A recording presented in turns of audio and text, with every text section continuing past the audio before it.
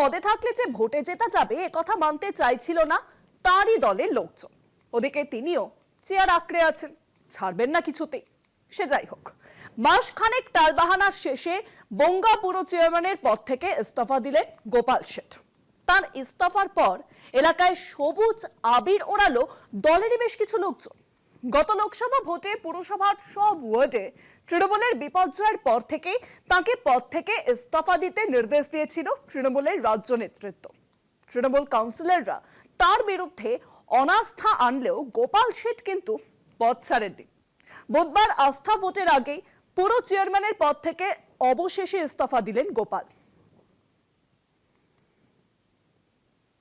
গত লোকসভা ভোটে বনগাঁ কেন্দ্রে পরাজিত হয় তৃণমূল। ফলাফলে দেখা যায় ওই লোকসভার অন্তর্গত বনগাঁ পুরসভার 22টি ওয়ার্ডে বিজেপি প্রার্থীর চেয়ে পিছিয়ে পড়ে রাজ্যের শাসক দল। দলের তরফে পেশাদার পরামর্শ সংস্থার সমীক্ষায় উঠে আসে পুরো এলাকার পানীয় জল সহ নানাবিধ পরিষেবা দিতে ব্যর্থ হওয়ায় ক্ষোভ তৈরি হয়।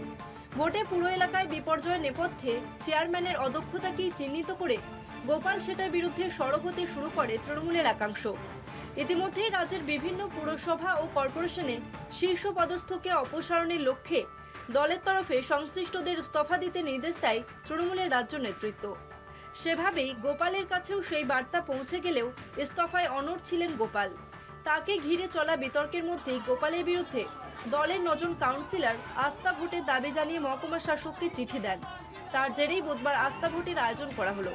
কিন্তু সেই পর্বের আগেই গোপাল পদত্যাগ করেন চেয়ারম্যানের পদ থেকে। এদিন তার ইস্তফায় দলের রাজ্য সভাপতি সুব্রত বক্সির নির্দেশে তিনি ওই সিদ্ধান্ত নিয়েছেন বলে উল্লেখ করেন গোপাল শেঠ। সুব্রত বক্সি এবং ফিরাদ হাকিম দুজনেই ওনাকে ফোন করেছিলেন যে রিজাইন করার জন্য। যখন উনি দেখলেন যে হ্যাঁ সত্যি সত্যি দলের নির্দেশ আছে, তখন উনি রিজাইন করেছেন।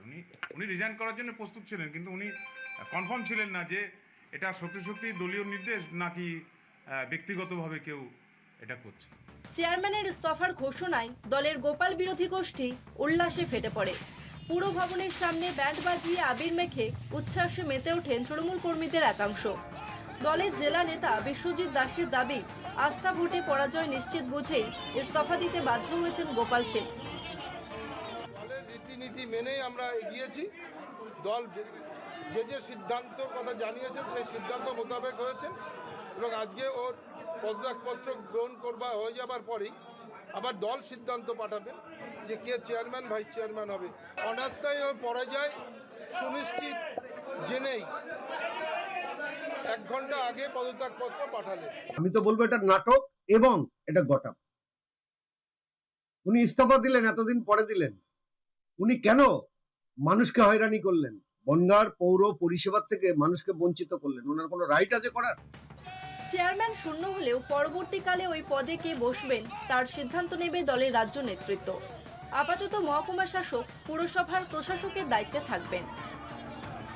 কলকাতা টিভি।